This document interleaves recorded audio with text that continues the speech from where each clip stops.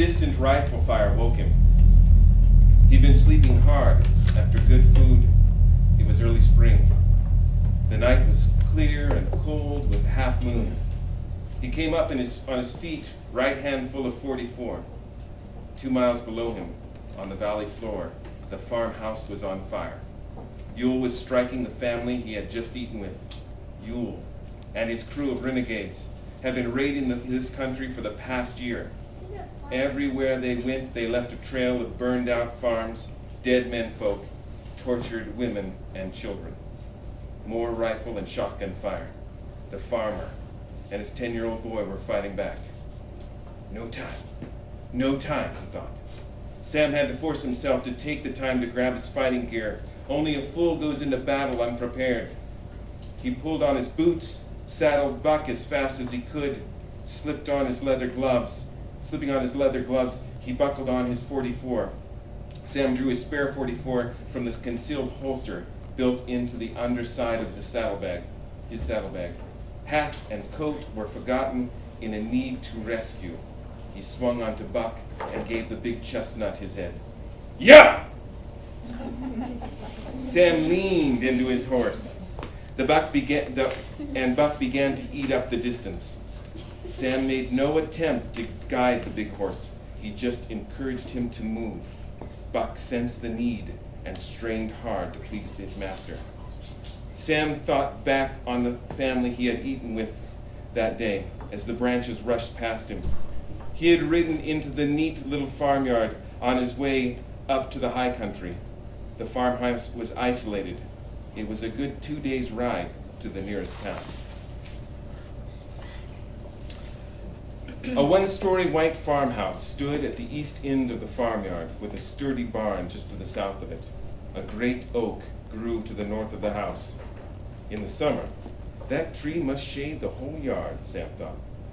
The cool spring air was filled with the smell of warm cornbread. He could almost taste it. He called, "Hello!" to the house. A boy, about 4 years old, stepped out on the porch. He was black and as cute as a new colt. To the right of Sam, the barn door swung open, and out came Big Brother. He was pointing a 12-gauge shotgun at Sam. The gun was almost as big as the boy. 8, Sam thought. You get yourself back inside. Remember what Daddy told you, Big Brother said. Yes. Little brother's eyes grew wide, and he ran inside, calling, "Mama, Mama, come quick!" Sam leaned forward in the saddle. "I don't think they get much company, Buck." Who you talking to? "My horse, Buck, of course," Sam smiled. Buck looked at Big Brother. You crazy, mister, the boy said, shaking his head. "No, I'm a U.S. Marshal, son. You can put down the scattergun." The gun didn't move. A lovely young woman stepped out on the porch. May I help you? She said. Sam pulled off his broad-brimmed Texas-style hat, revealing his dark, short hair. "Good afternoon, ma'am. My name's Sam McKnight, U.S. Marshal. I'm on the trail of Tom Ewell and his bunch." In that case, you is welcome, Marshal. My name is Sally Webster, and this is my youngest, Daniel. My guard over there is David. She looked at Big Brother. "David, put that gun down. This marshal here has come to help. Come on inside, Marshal.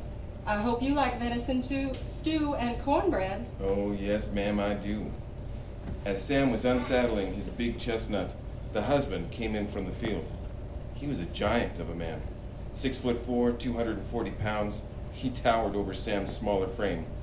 Sam was only 5'10", 160 pounds of bone and muscle. The husband was carrying a hoe and a Winchester repeating rifle. The rifle looked to be one of the first, but it was still in mint condition. "This is one of the finest little farms I have ever seen, sir. You have done yourself and your family proud." Sam stuck out his hand. "Sam McKnight." The giant's wary look changed to a cautious smile. He wrapped his huge hand around Sam's. "Nick Webster," he said, and the two men headed for cornbread. This family could eat.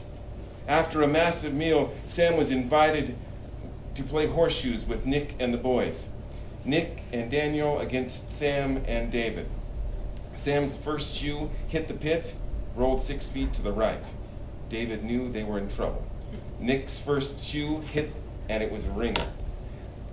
The look on Sam's face brought out a huge bass laugh from Nick. The afternoon turned out to be one of the most enjoyable Sam had ever spent, as he relished watching this good man and his good family against this daunting backdrop. In the late afternoon, the boys begged him to stay. Sam explained to them that he had to keep moving. He didn't want Yule's trail to get cold. Nick shook Sam's hand, and Sally gave him a big hug. Go ahead. She whispered in his ear, "Thank you for being so good to my boys." She kissed him on the cheek. As he rounded the last bend, he realized the shooting had stopped. Oh God, don't let me be too late. He reined up Buck. The roar of the fire was deafening. Sam and Buck couldn't be seen in the dark, but they could see the farmyard clearly. The farmhouse and barn were totally enveloped in flames. The corral fence was also starting to burn. In the firelight, they saw 5 outlaws sprawled on the ground. David and Nick had gotten in their licks. The Websters had been dragged to the center of the farmyard. With the flames dancing on it, the great oak looked like a demon from hell. 4 men were holding Nick. His hands were tied behind his back. The Yules had given Nick's face quite a beating. The righteous anger began to rise in Sam. It was a tangible feeling, moving up out of his chest into his scalp. His eyes glistened with a bright fury. A rope had been thrown over a limb of the monster oak and tied off on the trunk. A noose hung at its end. It took 6 of Yule's 8 remaining men to put Nick on a horse. One of the men placed the noose around his neck. Little David broke free. He slammed into Yule's gut. "No, boy!" Nick yelled. The doubled-over Yule cussed the boy and came up suddenly, the butt of his repeater smashing into the side of the little boy's head. David's body fell like a rag doll to the ground. "No!" Sam roared. The word filled the night air. The outlaws spun around to see where it came from. Suddenly, the warhorse and his knight exploded over the burning corral fence. A horrified outlaw caught both of Buck's hooves right in his chest and went straight to hell. Sam dropped the reins and pulled the .44s. Buck galloped straight for Nick. The outlaws reached for iron. The fiery wrath of God poured out of McKnight's .44s. A crusty cuss with no hat and a beard stood 12 feet to Sam's right. Before No Hat could reach his guns, he took 2 .44 slugs in the belly. He flopped on his butt and began to scream. To Sam's left, an outlaw wearing a buffalo coat and carrying Nick Webster's Winchester rifle was moving to find cover by the burning house. Next to him stood a gunman wearing 2 .45s tied down and shiny black boots. Sam swung both .44s on the pair. Buffalo Coat got off a shot from the Winchester. Sam felt the heat of a graze on his left shoulder. The graze pulled his aim left and high, so instead of hitting Black Boots in the chest, the slug flew off his cheek, ear, and the back of his head. The next slug hit Black Boots high in the chest, lifting him clean out of one boot. Before Buffalo Coat could get off another shot, a .44 slug broke his right elbow. The slug that followed entered just above his heart and blew through his spine. Buffalo Coat slammed into the burning house and slid down to the dirt, leaving a burning crimson trail on the wall. The last 2 of Yule's crew had now reached cover north of the oak. By this time, Mrs. Webster had picked up her limp boy and with her youngest in tow had run for cover. Yule was standing to the right of Nick's mount. Yule locked eyes with Sam.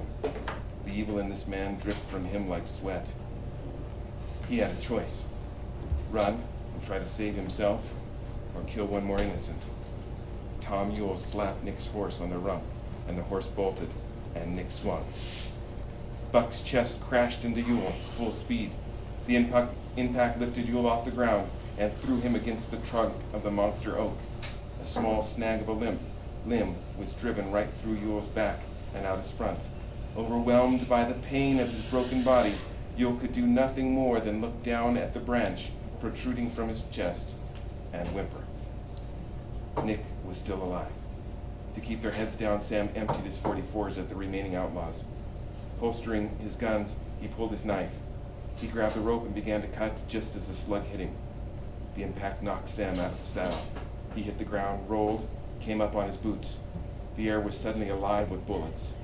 Sam just had time to slap buck and dive behind a trough. He could hear the slugs hitting the porch rail, the trough, and the burning house. I'm pinned down. The .44s are empty. I'm losing blood fast, he thought. Nick can't last for more than a minute. Lord, Sally and those boys need that man. I've nothing left. Give me what I need. Sam knew the hanging rope was tied off around the oak just behind Yule's body. Sam still had his knife. He got to his feet and began to run as hard as he could. Halfway there, his vision began to fade, and he stumbled. A hail of rifle fire burned the air around him. Sam could feel bullets tugging at his shirt. Stay on your feet, boy. Sam could hear the voice of his granddaddy, one of the first Texas Rangers, in his head. Push through the pain. You can do it. Sam kept going. He reached Yule's body, grabbed the rope, cut it. Nick hit the ground hard. Yule's dead face stared at Sam as he pulled the .45s from Yule's gun belt and opened fire on the muzzle flashes in the darkness. The remaining outlaws were silenced by Sam's 6th shot, but he kept firing. On the 11th, he fell hard onto his back and fired the 12th into the monster oak. The last thing Sam saw that night was Nick leaning over him, checking his wounds. The sound of hammers brought him slowly back from the darkness. He struggled to open his eyes, but the lids would not move. It's all right, darling. Open your eyes and I will fix you some soup. Charlie, he thought. He forced his eyes open, and there she was. He could just see her dim outline. It is her. The hammering got louder. The light was getting brighter. It was morning. That's it. It's good to see you again, Mr. McKnight. Why are you... He swallowed and struggled to speak in. Why are you calling me McKnight, Charlie? Charlie? Well, Mr. McKnight, this is Sally. I'm Mrs. Webster, remember? Slowly, Charlie's sweet face faded until all he could see was Sally. Mrs. Webster, how long has it been?